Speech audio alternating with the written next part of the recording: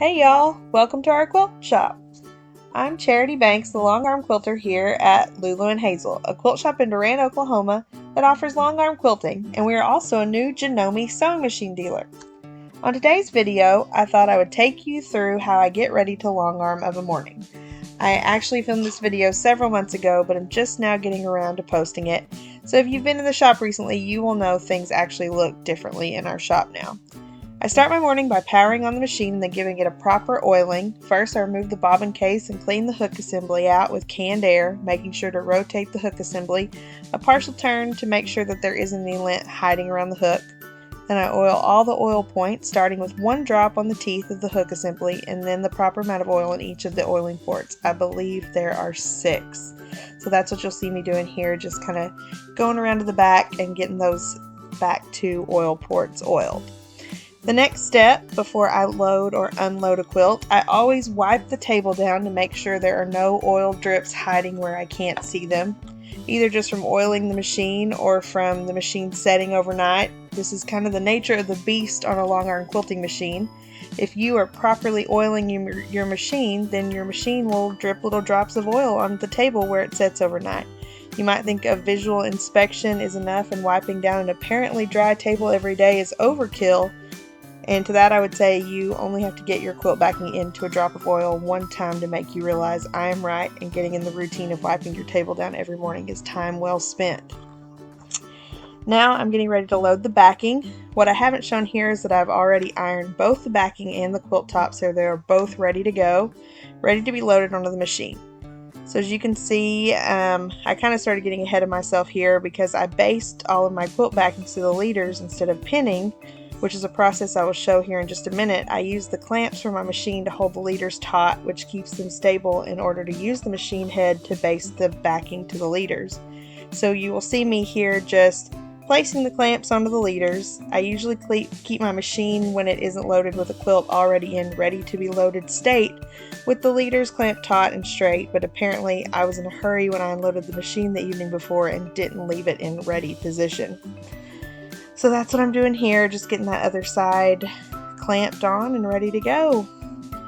Next, I find the center of the top of my backing fabric, and I just make a crease with my fingers that I can see.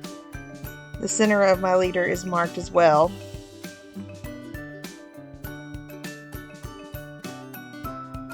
Now, I was pretty sure that this backing was non-directional, but I double checked it just in case there was something I was missing before. I hadn't really inspected this fabric super close, so I just want to make sure I'm not accidentally getting it upside down before I baste it down, because on this quilt we are actually using a directional quilting pattern, so we don't want to get everything all topsy-turvy.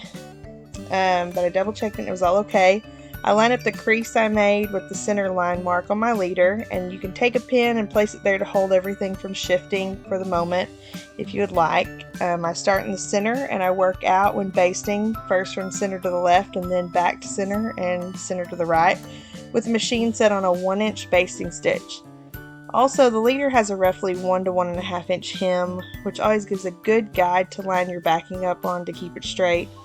Whether you're machine basting or pin basting your quilt backing to the leader, keeping your backing straight is one of the most important parts about loading a quilt for longarm quilting. I will say here that when machine basting, it's just important that your backing is straight on the leader, and not that your seam is perfectly straight, if that makes sense. If you could see my seam here up close, you would see that it is probably plenty wavy, but it's holding the backing straight, and that is what is important. After I get that top basted on, I will find the center of the bottom of the quilt backing. Now I'd love to say that I never ever forget this part, but many times as I'm rolling the backing up and I get it just where I need it to be to baste the bottom to the bottom leader, I realize that I forgot to find my center, and I either have to measure to find center or unroll the quilt some, fold it in half to find the center, and then roll it back up. So I say all that to say, if you can be the kind of person that never forgets this step, you will save yourself a little extra work. So after I found the center, I unclamped the top leader where I had it clamped for stability, and I roll the backing up until it's just where I need it to be to line up and baste down that bottom edge of the backing onto that bottom leader. I use the same process that I did on the top. I line those center marks up, I secure it with a pin if necessary, and then I go from center to the left basting, and then come back and go center out to the right basting. Anytime you're basting, you want to keep your fabric pulled taut. You don't want to pull it tight so you're skewing it or pulling extra tension on it, but you want it just natural and taut, so there's no additional fullness in that backing that you need, and you want to do that on the top and bottom. So just keep a firm pressure on it, not pulling it out of shape, not pulling it in any given direction, but just keeping a natural pressure to keep it from having slack or fullness in that backing fabric that might cause you trouble later.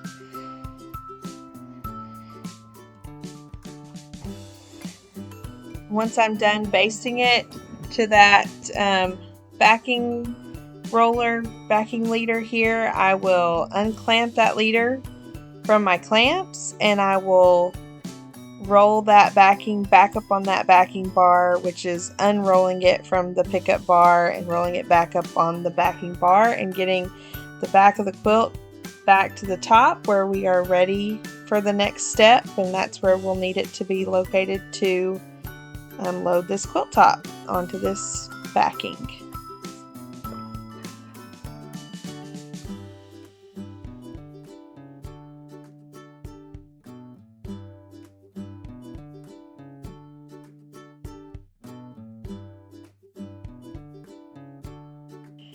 So I am right here. I am cutting my batting to size. You can either measure your backing and your batting and your top and cut just the amount of batting that you need, or this particular quilt, I know that my backing is no bigger than I need. It's exactly the size I needed for this quilt top, so there's no extra here, so I can safely just measure my batting out on the backing and just cut it the exact same size of the backing fabric and know that I'm not wasting a bunch of extra batting, cutting more batting than I need to be, because it's not uncommon sometimes that someone will bring a quilt top in that's 20 inches wider than it needs to be for your backing is 20 inches wider than your top, and you don't need that much, and that'd just be a waste of batting. But here I knew different, and so I'm just laying my batting out, and now I'm going to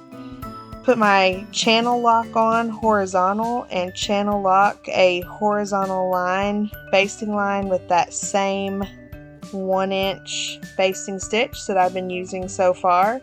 This basting line does double duty. It secures our batting so we know it's not going to shift, but it also gives us a good and straight line to line our quilt top up with. So right here you can see before I find the center of this quilt top, which I am creasing it, folding it in half and creasing the center, but before I did that, I just gave it another glance to make sure again that there's nothing directional, that I'm loading it just the way it needs to be, because again we are using a directional quilting pattern, so I just wanted to make sure that I was putting it top to top and not getting everything all on its head. So now that I knew what direction it needed to go and I have my center line marked, I'm just lining that up with the center line mark and lining that top up with that straight channel locked line we just basted down, so everything is good and straight.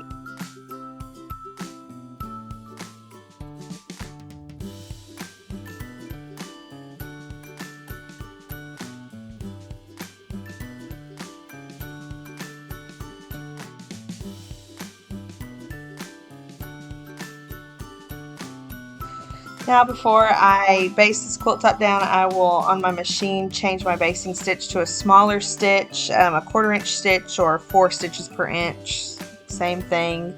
I do this because a bigger stitch, wider stitch, sometimes the leaves enough room that the foot of the machine can actually go under the wider stitch and get caught, so we just make a smaller stitch so the machine doesn't get tangled up in itself. And we will baste down this quilt top. We'll baste the left side first, and then I'll just baste down on the left side as far down as I can, and then I'll go ahead and baste the top after that. And you'll see me here just keep a close eye on it, make sure I'm lining it up straight with that straight line, and just going across the whole width of the quilt on the top. And then we will quilt down the right side just as far as we can. And as the quilting progresses, each time we advance the quilt, we will go ahead and baste down the sides again until we get to the end of the quilt, where we will baste down the left side, the right side, and the bottom edge of the quilt.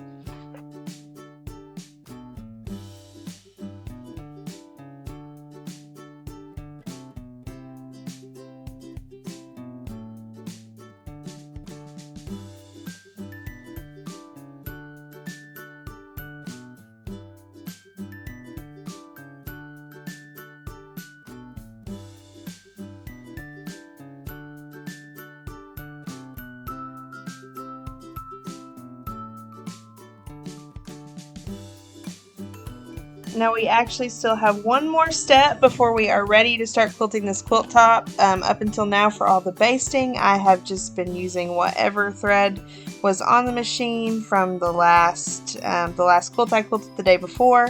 So we actually need to change our thread. So you see, I thought this would be fun to film a little video here of how I do it. Nothing new here. I do it the same way probably 1,000 people do it, but sometimes it's good to have a visual. So I'm going to cut the old thread off the machine, leaving all the threads still through the thread guides. I'm going to put the new thread on the thread post. I'm going to tie that new thread to the old piece of thread that I still have threaded through the machine.